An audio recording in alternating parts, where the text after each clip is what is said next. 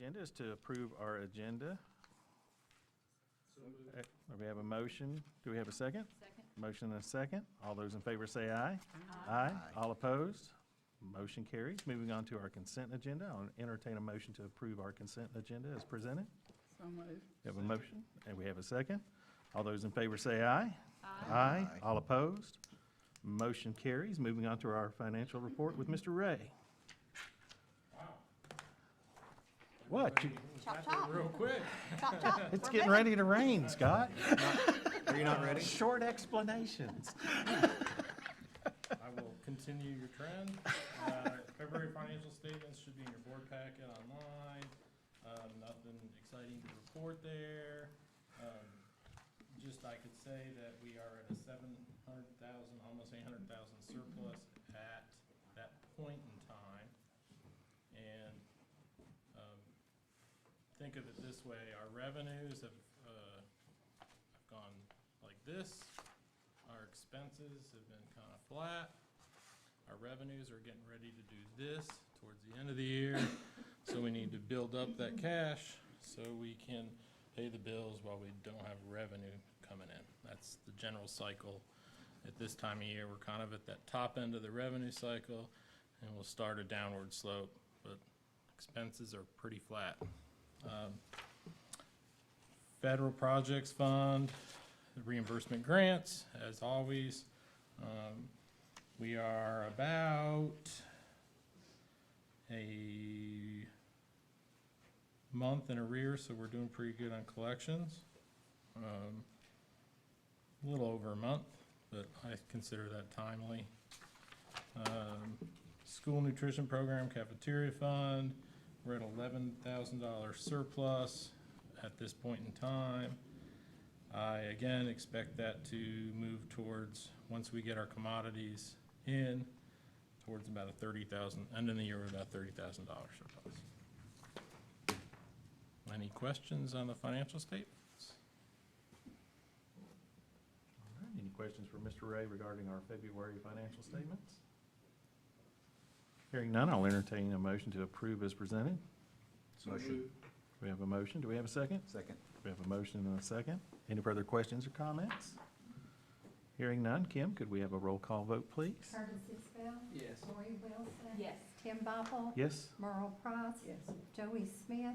Yes. Debbie Heaton. Yes. motion carries. Moving on to budget amendment number 3. Okay, I'm gonna.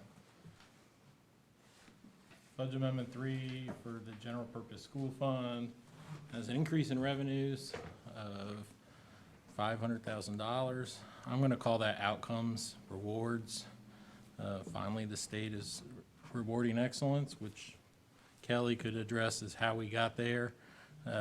2 out of the 3 schools. Yeah, so part of the special call session in January, at the last minute, an amendment was put on, which actually worked in our favor.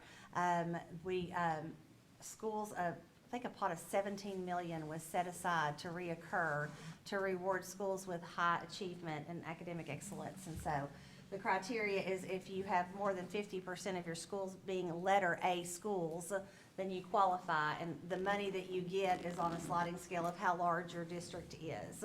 And so, because we are a smaller district, and 2 out of our 3 schools were letter A, we qualified for the money, which was $500,000. So, nice gift that we were not expecting to get, but in the midst of auditorium renovations and building a new playground, the timing was good.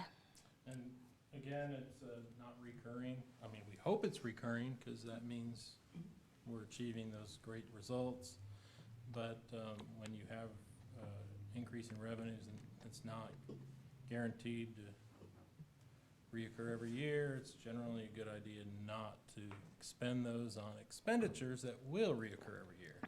So we are using that money to offset the cost of one-time expenditures such as the playground at Clinton and the auditorium seating at Clinton as well. After that's all said and done, we had a $100,000 increase in fund balance. We had a deficit, so roughly we are gonna end the period with this budget amendment with approximately $25,000 surplus. for this general purpose school fund. Any questions on the GP budget amendment? Federal programs, we don't go over a lot of the details because you've previously approved that if we get state approval on a federal project grant to change the budget, that is acceptable to you as approval. But I've just put it out here so you can see that there was some slight changes in the grants, but those are all approved through the process in E-Plan with the state of Tennessee. School nutrition, I increased the appropriations for bank charges. I think the banks want to get their money. There's been a little bit more than normal inflation on bank fees. And then I've increased other contracted services. That's related to SFE, our food service management contractor. As their cost goes up, our meal service goes up. So it's a direct relationship. We can't experience an increase in their cost without an offsetting increase in revenue that comes from serving more meals. There's no way it can happen. So that should always be relatively budget neutral, any increase in cost. So we will have a slight increase in revenues related to that. And some of that comes in lunch payments made by the students as well, not just USDA claims. And I reduced the $15,000 reduction, or $12,000 reduction in $15,000 in equipment. We initially anticipated spending some money on equipment, don't need to, so I'm putting that back in the budget. Any questions on that? So the increase in the services to the cafeteria, Correct? is that because there are more meals being served, more kids eating, or not? Is that not It's how I'm reading twofold. that? Compared to historical, our profit margin is a little less with SFE. And if we serve more meals, the cost will go up. So when I did the estimates for SFE, I kind of had two mindsets. I knew it was going to be a little bit more, but I'm trying to drill it in as time goes. Now, we actually lose money on breakfast, but gain money on lunch. So, but we want every kid to eat breakfast. I still push that.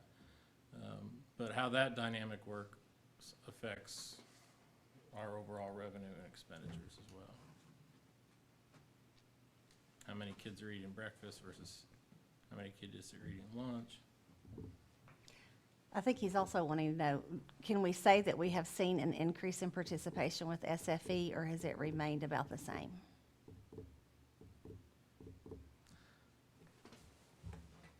Probably remained about the same.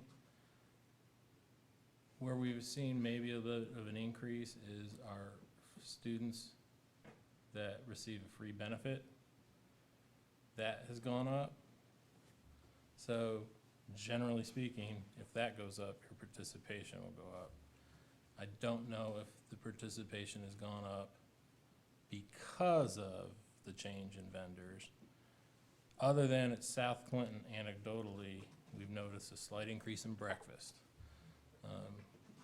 South Clinton is always kind of a tough nut to crack when it came to serving breakfast for some reason, but they've started to make that turn in a positive direction for kids eating breakfast at South.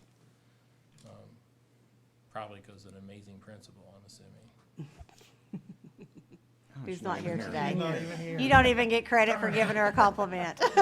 Well, in North, of course, being a CEP school, they're usually at 97% participation. I mean, they've just the nature of the students there,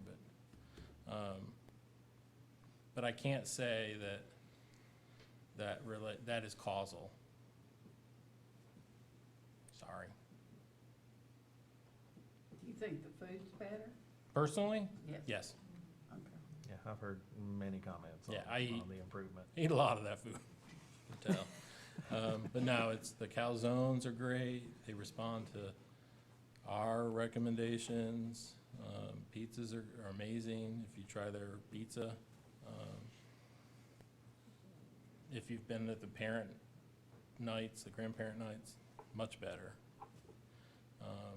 So that I can say yes, but I can't say that it's driven people to, Okay, I was just Participate curious, more. in revenues increased 62,000. It says increase in participation and inflation. I just wondered how you, maybe that's not a lot of money in the cafeteria world, but. I mean, it's, put it in perspective, SFE's invoice every month runs between, the number of serving days in each month differ. But generally speaking, roughly $42,000 a month is what I use as an average. So if that puts it in perspective, 62,000 is, a month and a quarter, month and a half of expenditures. So it isn't immaterial, it's significant. I think I was probably more on the low side of my estimate when I initially created the budget, being it's the first year. Sure. And I was kind of starting out with Airmark's numbers and trying to blend that into SFE's numbers and participation. Plus, I think we had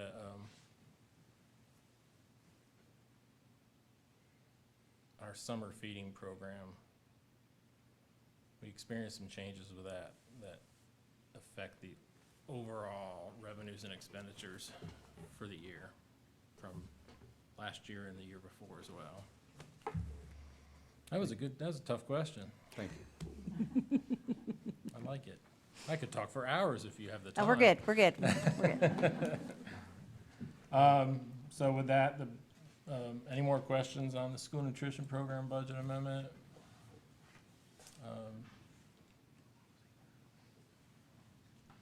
right.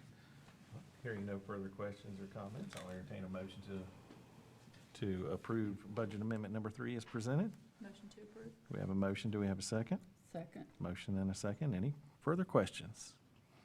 Hearing none. Kim, could we have a roll call vote, please? Curtis Isbell, Yes. Lori Wilson, Yes. Tim Boppel, Yes. Merle Price, Yes. Joey Smith, Yes. Debbie Heaton. Yes. Motion carries. Moving on to our new business. First item up is our 25-26 salary schedules. Yes, so you have before you for approval our 25-26 salary schedules. We've kind of taken this approach for the past several years, and it seems to serve us very well. You'll see that some districts won't give raises for several years, and then they'll give a, 5-6% raise at one time.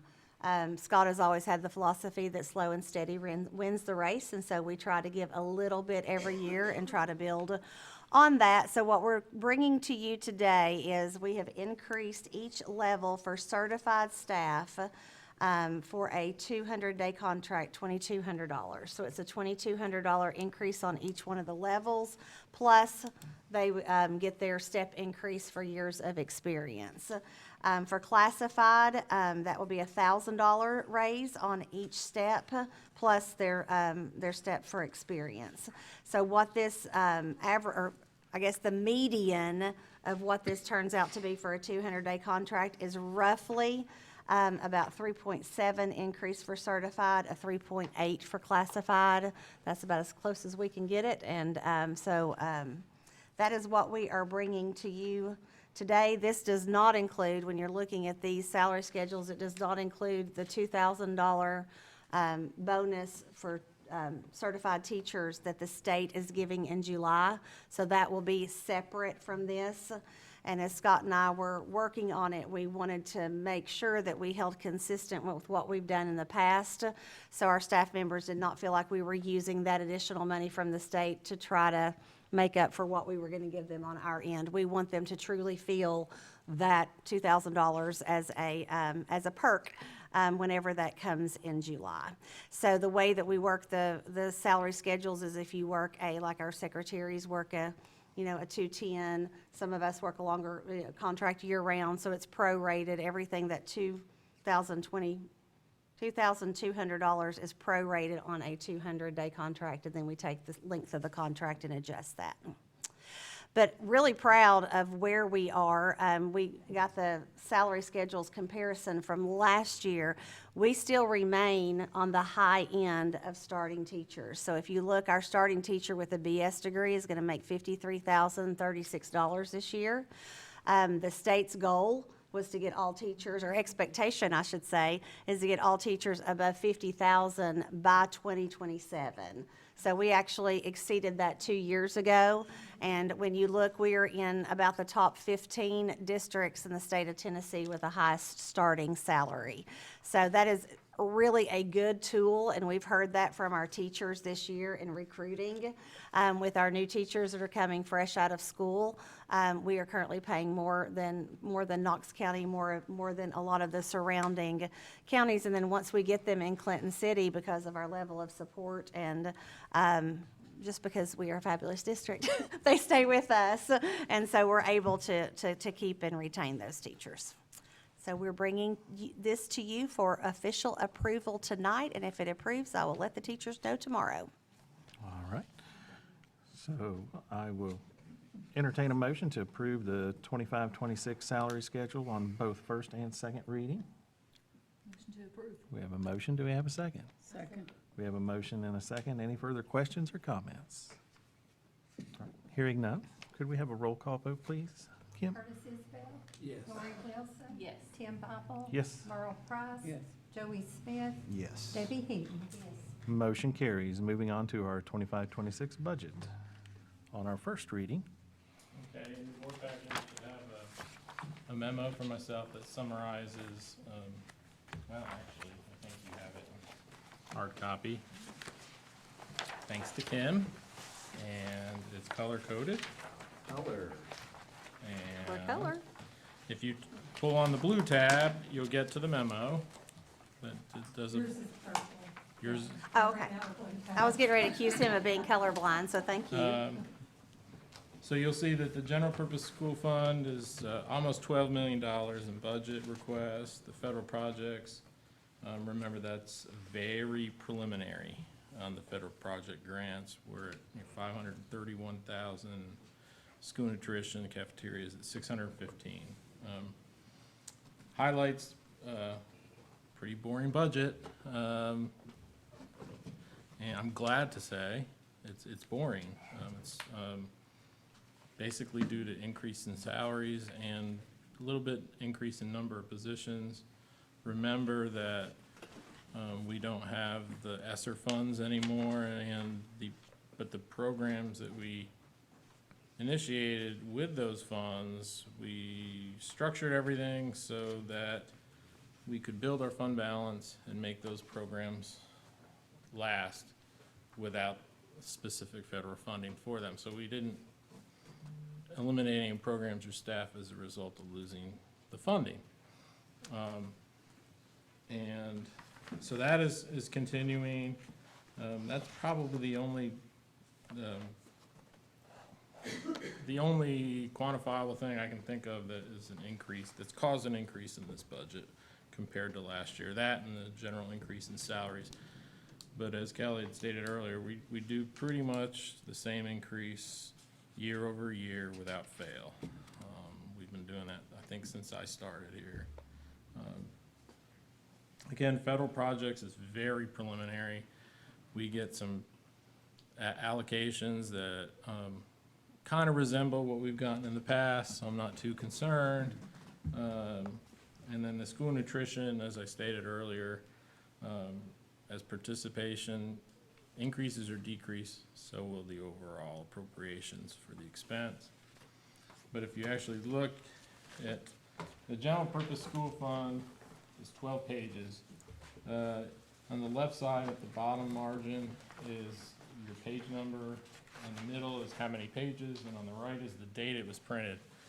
Because with the first and second reading, I just didn't want y'all to get the two documents confused as time goes on.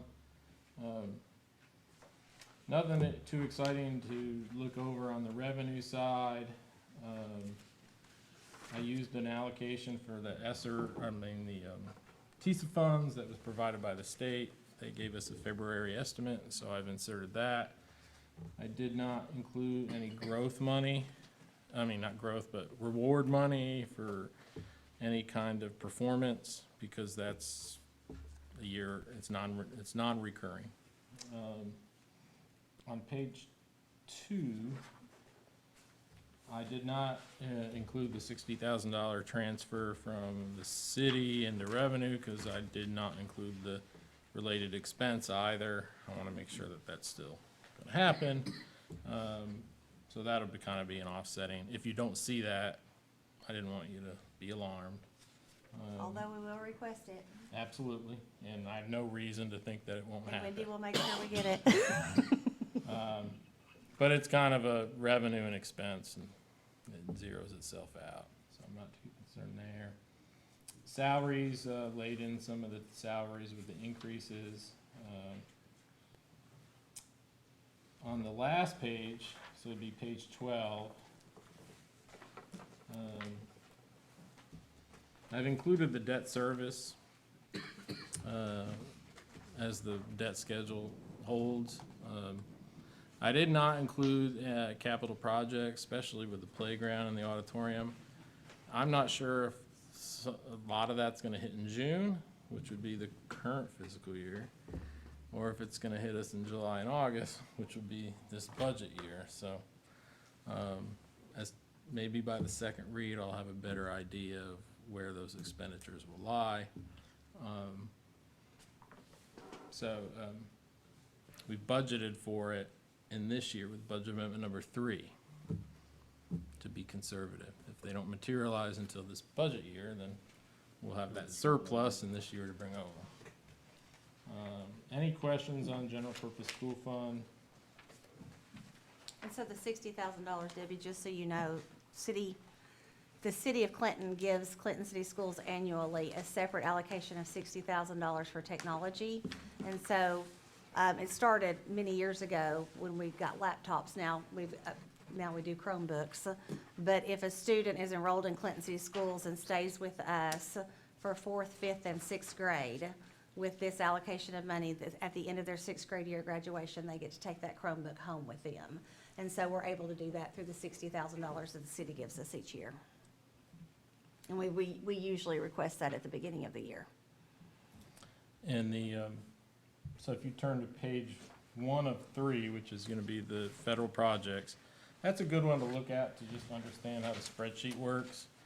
So you can see there's 4 federal projects in here: Title I, Title II, which is training, IDEA, and IDEA pre-K. The lion's share of those grants, the big money, is in Title I and IDEA, both around $250,000. So there's $500,000 in 2 out of the 4 grants. And you can also see that there's a column for where we were at 23-24 actual.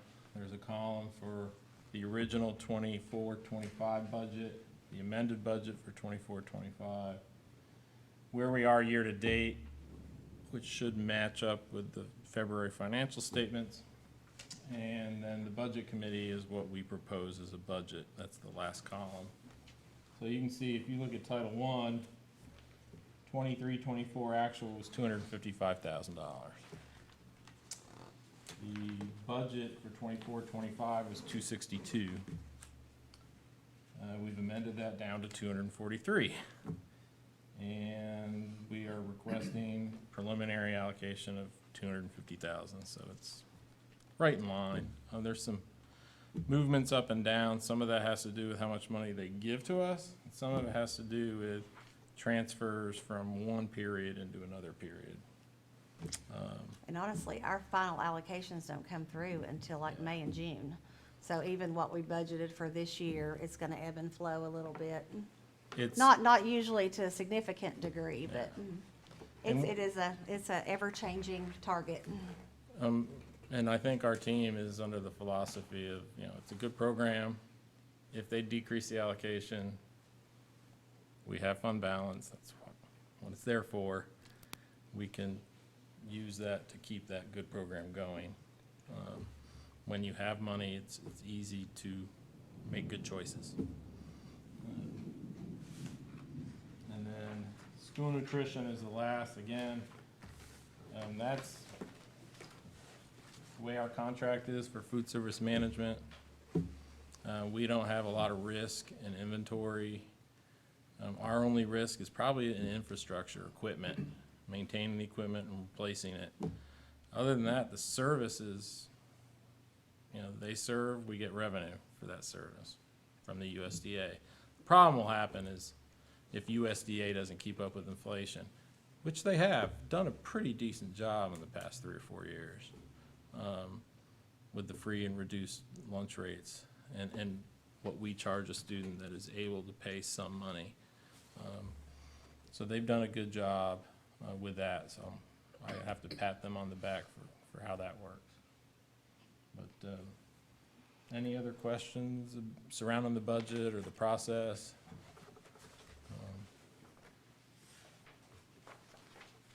Good job, Scott. Oh, thank you. Any questions or comments for Mr. Ray? Hearing none, I'll entertain a motion to approve on first reading budget for 2025 and 2026. Motion to approve. Motion, do we have a second? Second. We have a motion and a second. Any further questions or comments? Hearing none, Kim, could we have a roll call vote, please? Curtis Isbell, Yes. Lori Wilson, Yes. Tim Popple, Yes. Merle Price. Joey Smith, Yes. Debbie Heaton. Yes. Motion carries. Moving on to our use of facility procedures. Yes, so it's not very often that I come to you seeking approval for a procedure. Typically, you all approve policies, and then we go back and we write a procedure of how we're going to implement that policy within Clinton City Schools. However, we are seeing an increase in the number of requests for using our schools for different events, mainly athletics. And while we want to be open to the community, as conversations unfolded, and I have attended director things and talked to Chris McCarty, it is important that we have a very specific procedure that we follow, just so we make sure that we are treating everyone in the same way. And so I worked with Chris McCarty's office to help us craft this. It is a little bit in line price-wise, and it feels a little odd to be charging people to use our facilities. However, a lot of the requests that we are getting are for things like AAU ball games to come in, and other community outside of Clinton City Schools want to come in and use the gym. And so at some point, the wear and tear on the gym and us having to do the floor and us having to pay for custodial people to be there to oversee. And then they're making money off of that, but it's coming at an expense to our school and the facilities. So we have to kind of find some way to balance that and equalize that. So this was done in conjunction with, again, us and Chris McCarty. We are going to continue with our procedure of filling out the use of facilities form. But if it is like the Boy Scouts of America or Girl Scouts or a 4-H club, obviously, we can waive the $50 fee for some of those nonprofit communities that are serving our community. But we can waive those if we need to, but otherwise, the rental fees will be a minimum of $50 an hour. That is in line with what the community center does and rents out their rooms for birthday parties and things of that nature. But basically, it just goes through and lists the restrictions. A lot of those are in the policy. But the interesting thing in the policy, and why I'm bringing it to you, is the actual policy says the school board will approve the procedure. And that's the only time that I can remember that it says that you all need to approve a procedure. So I'm bringing this to you today. Basically, it is just to get this in line. It is certainly not to discourage people from using our facilities if our facilities can be helpful to them in some way, but it will protect us to make sure that we are treating everyone the same in the expectations for using the facilities. So any questions, specific questions? And if we happen to see that, $50 an hour, if there's more of a cleanup or anything like that, does the $50 per hour, is that purely for the time that they are within our facility? Or does that include if they destroy our facility, the janitors have to spend 4 hours Correct. cleaning up? Does So it's does $50 that yeah. cover that? Yes, Okay. so it's $50 per hour, and then they would have to pay if it is if it's a time outside of when our custodians usually work, they would have to pay the overtime, the salary and the overtime of the custodians. Okay. And then there's also, you can increase the price based on special needs. For instance, if there was a basketball tournament and there was gonna be 500 or 600 people in there, obviously they're flushing our toilets and using our toilet paper and our trash bags and things of that nature, so that we could assess that fee differently if we needed to. It also does come with another tweak that we made, is we always, a part of what we had them do before was always have a certificate of liability. But we have been advised that now the certificate of liability that they show us from their insurance company needs to actually list Clinton City Schools on there, and it needs to be for at least $1 million. And so that's not hard to get. They just have to call their insurance person and say, print me off a certificate that includes Clinton City Schools. But that will be an additional step that Chris McCarty felt like that we needed to do to protect ourselves. Okay. Any further questions or comments regarding our school use procedure? Hearing none, I'll entertain a motion to approve as presented. We have a motion. Do we have a second? Second. A motion and a second. Any further questions or comments? All right, hearing none. All those in favor say aye. Aye. All opposed? Motion carries. Moving on to our 403B salary reduction plan. I'm gonna let you, Okay, I prepared a memo to kind of, first part of the memo that's in your board packet, just goes over kind of what we have as far as retirement. So we have TCRS, Tennessee Consolidated Retirement System. There's two parts to that system. We have the teachers and non-certified staff. The teachers are part of a particular type of a plan where all the assets go into a pool, and all the teachers in the whole state of Tennessee are in this pool, and the benefit is defined. And then the city has a plan through TCRS, and that's a different type of plan. It's a agent multi-employer plan. All the assets are invested as a pool, but every employer, City of Clinton, City of Oak Ridge, their benefits are defined by the employer, the city, and thus, not everybody shares the same expense. So the rates that the cities pay can be different from city to city. The rates that schools pay on behalf of teachers is the same throughout the state, because they're all in the same plan and the same pool. Then we have what's called a legacy and a hybrid. In 2013-14, TCRS changed the way the plan's benefits were paid and earned. The legacy was like Kelly and I, our legacy. the old people The are old on the people. I was legacy. trying not to use the word old, but. Just say it, Say just it. rip off the Band-Aid. The hybrid, or generally your younger ones, are people that are new to the state of Tennessee. You could have an older employee that's new to the state, be a hybrid, and that hybrid just means you're part defined benefit, part defined contribution. Defined benefit is your traditional pension plan. Legacy is all defined benefit. Hybrid is part defined benefit, part defined contribution, 401k. Then we also offer 401ks and 457s. Theoretically, there are assets. We have control over those assets. And thus, required to have an audit of those assets.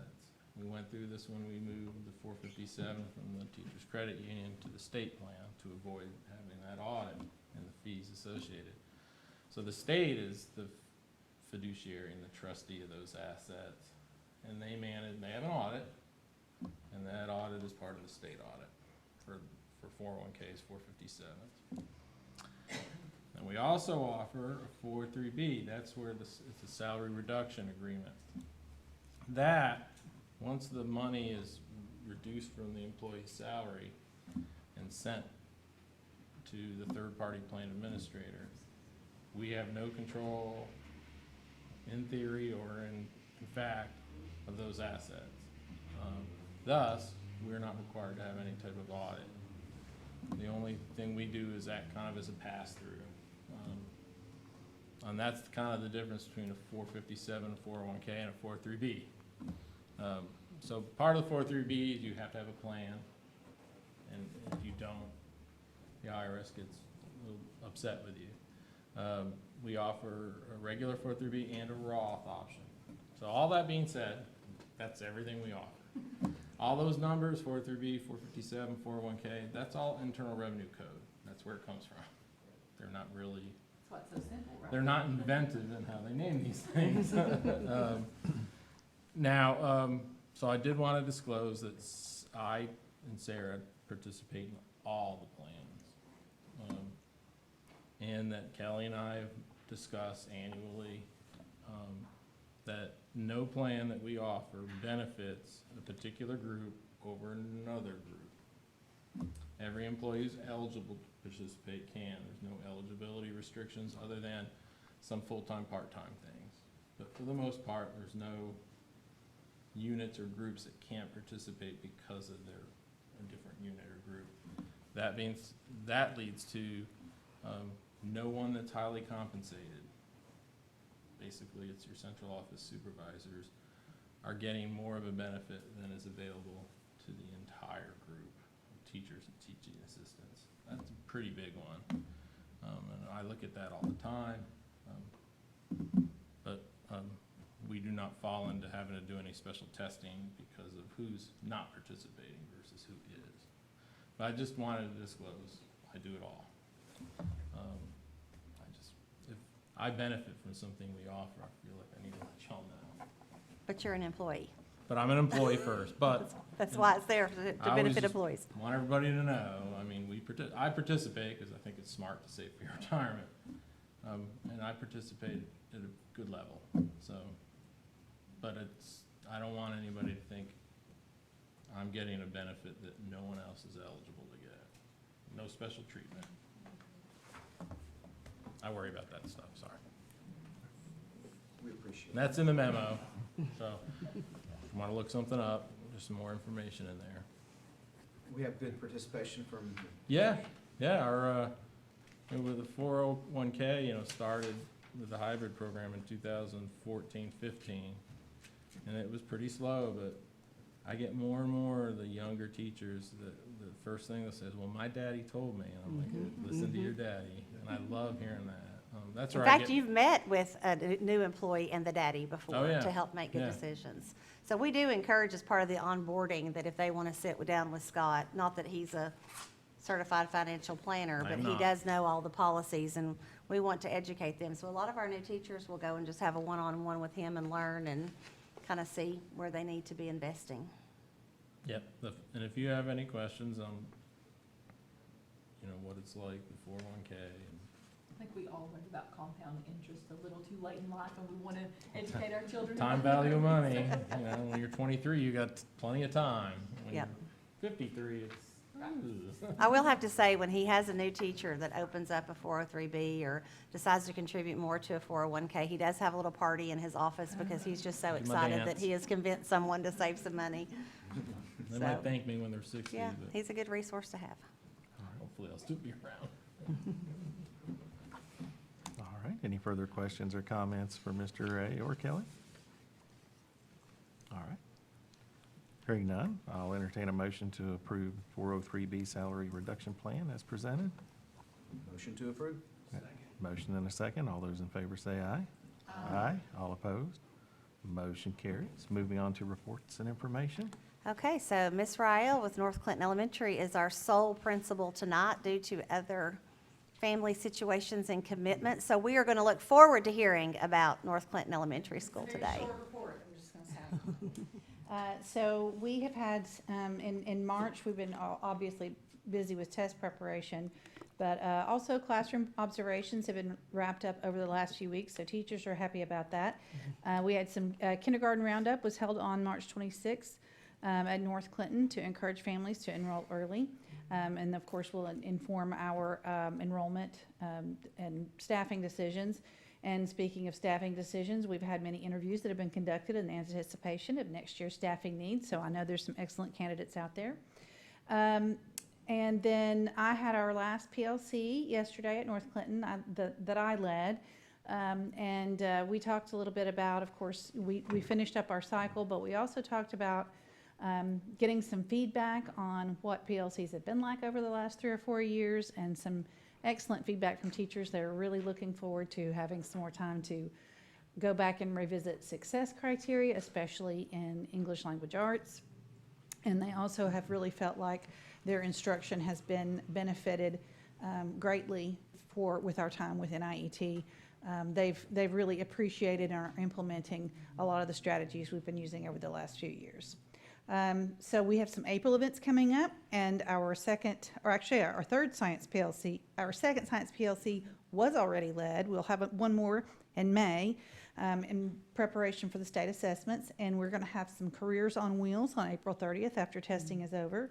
And we will have some UT students. Angie Fleming is a TA in our building, and her daughter last year, and this year they have requested that they come back. They set up some interactive science booths in our building. They love coming back and getting to see the kids and getting to have them interact with some displays that they create.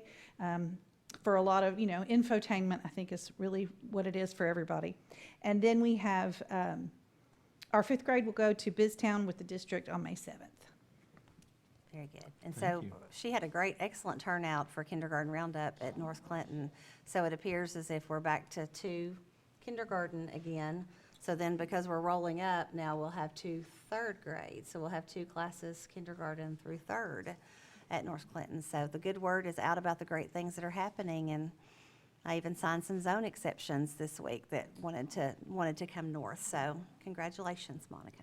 Scott, are we needing to be looking into the future on expanding North Clinton? We've got a few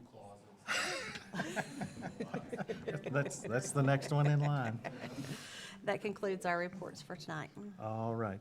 One thing that I do want to mention as far as reports for information, you do have a packet in your manila envelope there.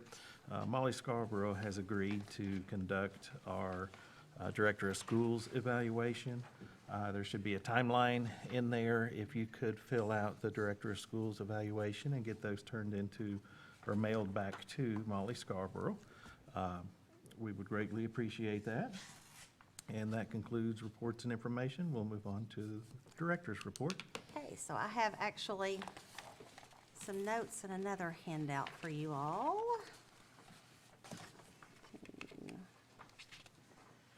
Okay, so this is the same chart that you all get each year about this time.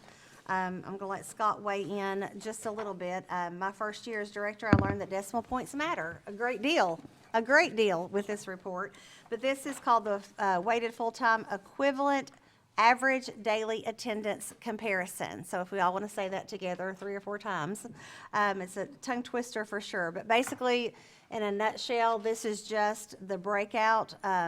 There is a pretty intense formula that is used in our periods, our first 20-day periods, periods 1, 2, and 3, that is used to determine how the county taxes are broken out between the 3 between the 3 school districts. So as you can see here, I always include the year before and this year so that you can kind of see where we are trending. Oak Ridge continues to increase. Anderson County saw a decrease this year, and then Clinton City. While it doesn't look like it was a huge increase, decimal points with this matter. So Scott, you kind of calculated, and the increase that we saw this year was going to equate to roughly how much? I think it was 50 to 75,000. A lot of that depends on how the property tax comes in, but.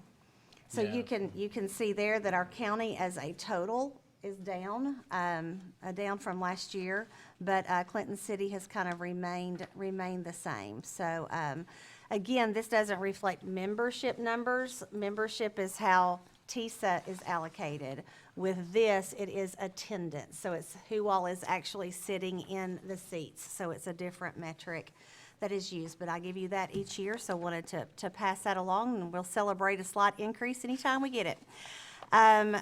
The other piece that you had with you that you will want to kind of take a look at is, it was on your, it's an executive summary that Kim put on your, it's somewhere in your stack of things. This is actually from Bart McFadden, the CEO of Boys and Girls Club of the Tennessee Valley. And we have been talking about this project for several years. This has been a passion of both Scott and myself. We currently in Anderson County, particularly in Clinton City Schools, live in a child care desert. So within the city limits, when Wiggles and Giggles closed, we are down to the daycare center in front of Mariner Point, which I know just changed names, and then We Ministry at First Baptist Church, which doesn't take children now until the age of 2. And so really, there is not a lot of childcare options in the city of Clinton.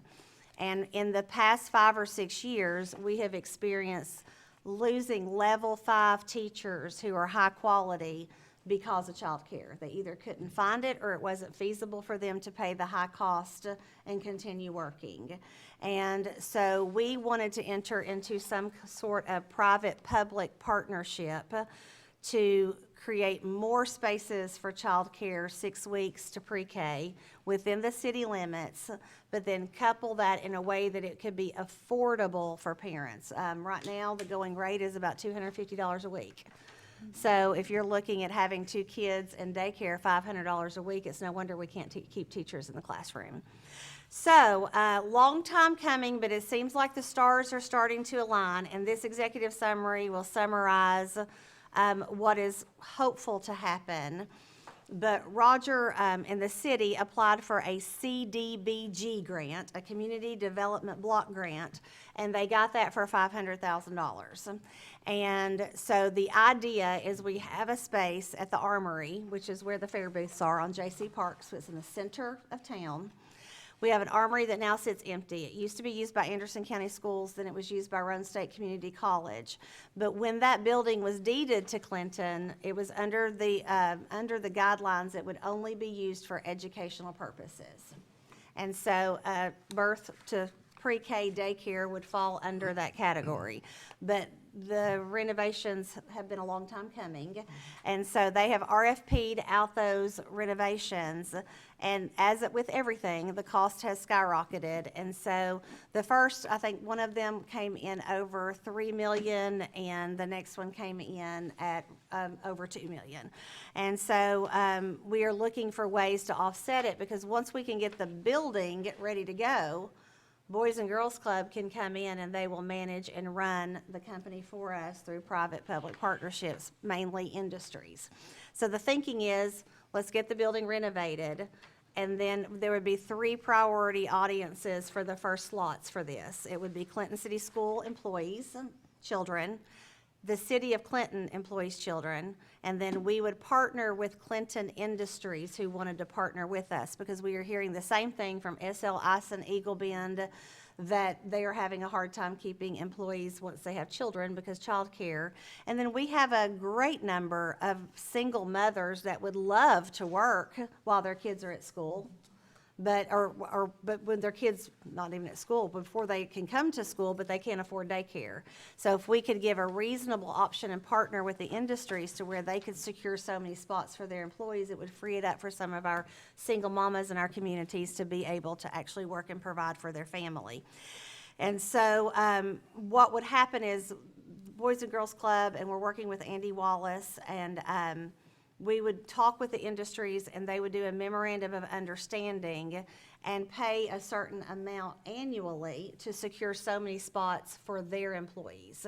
And then that would help lower the cost, but it would also help Boys and Girls Club with the operational cost as well. And so we have found a grant that Scott Ray and I are working on right now, that actually Boys and Girls Club will have to submit, because it has to be submitted by a nonprofit.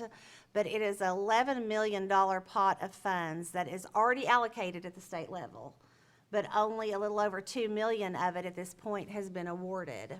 So we are writing that grant requesting $1.3 million to help us renovate the Armory to get it ready for the Boys and Girls Club to come in. And Boys and Girls Club will submit that, and if they get it, then obviously that will help us with the renovations. Then Roger plans to use this $500,000 CDBG grant, and then the city is willing to put some money into those renovations of the Armory as well. So we are super excited. We really, really need to land this $1.3 million grant. We are hopeful that we can do that. When Bart, the CEO, called the Department of Human Services, they said this is the exact kind of thing that they are looking to fund, and it is almost like a hand-glove fit with what they're looking for. So we are hopeful that we will get that. So more to come on that, but exciting, very exciting. Wanted to update on the auditorium. The auditorium seat vendor came and did the digital layout of the Clinton Elementary auditorium. So as soon as we see that layout, we will know what we need to order and how many chairs, and so that is moving. Sean has the sound panels ordered that will go exactly where the old sound panels were, so those have been ordered, and we are awaiting the arrival. All the CES playground has been ordered. According to Miracle, at the time that we placed it, it's about an 8 to 10 week time frame for delivery. But we are still hopeful that that can happen over the summer and hopefully be ready by the beginning of the school year or soon after. Our transfer period remains open until May 15th. We did approve and happy to report that all current Clinton City School families who requested a zone exception, which means that you live in the city limits, but you would like to attend another city school that you are not zoned for, we were able to approve all of those, and they will be notified of their acceptance this week. And then we are in registering new kids for next year on a daily basis in central office. On Saturday will be the annual Mosaic Arts Festival that will be held at the Clinton Community Center and in the parking lot in between the community center and the library. Clinton City Schools is doing their annual art show. Ms. Swanner and Ms. Bowling have done an amazing job. The theme this year is going to be called Art Around the World, and it is, from what I have been told, it's going to blow our socks off. And so that will be in the great room at the community center. They are setting up today and tomorrow. And then outside will be art vendors and students from all schools, including the middle school, high school, but there will be area students, Clinton students, performing arts every 30 minutes on Saturday. Our Blaze Band will be performing at noon on that day. Unfortunately, this year, our Orff Ensemble will not be able to perform because Jason Glasshauser was going to be out of town. So we are sad about that, but we will enjoy hearing the band. And then Dominique and Andrew Chitwood, two of our teachers at Clinton Elementary School. I'm not sure if you were able to see the segment, the live segment from WBIR. I posted it online. But they came and we got a 90-second live shot. And we got to talk about Clinton City Schools' involvement with it, but they also had Belle and Boots, two of their little baby lambs. And so the Chitwoods will be bringing the baby lambs to the Mosaic Arts Festival, along with some other animals for the kids to be able to take their picture with them. Our fifth graders will be going to BizTown on May 7th. The TCAP testing dates are there. We will start that great fun on April the 15th. What a better day to kick that off than Tax Day, Jamie. Good choice of days there.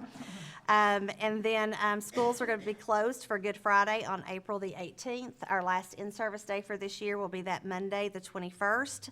And then, crazy as it sounds, on May 22nd will be our sixth grade graduation, with the last day of school being Friday, May 23rd.